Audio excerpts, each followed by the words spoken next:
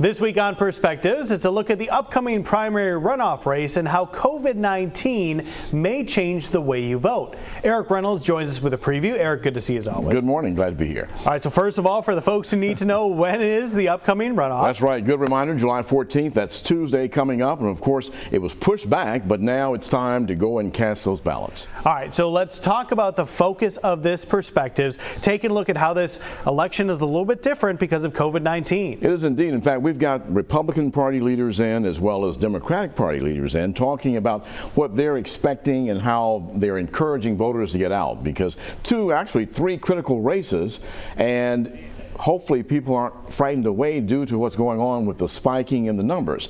Of course, they're taking different safety measures there, as well as those who have voted by absentee ballot this time.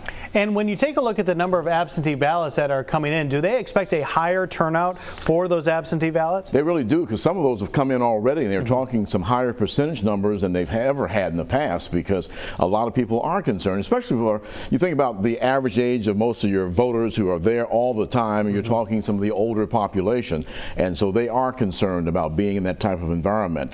But a lot of safety measures have been taken. They've put in the plexiglass in a lot of places. They've got the hand sanitizer, as well as aware of social distancing. So hopefully everything will be okay. But definitely, if you are concerned, hopefully you've gotten your absentee ballot in. All right, so who are the leaders that are coming in that you're going to be speaking with? Well, we're talking to the state GOP party leader, who is the chairman of the party, Terry Lathan, who happens to reside in our area, thank goodness, and Adam Bourne, who is the Mobile County GOP leader, as well as in the Democratic Party, we've got Ben Harris. He's the chairman of the Mobile Democratic Committee leadership. And then we also have State Representative Napoleon Bracey, who is the president of the Democratic delegation. So they give us a good insight of what they're talking about, discussing about their expectations. They give us an insight into the candidates, of course, and we've got that very interesting race going on between Tommy Tuberville and Jeff Sessions for the right to run against Doug Jones. So it's going to be very interesting. All right, so a lot of information can be gathered, not only about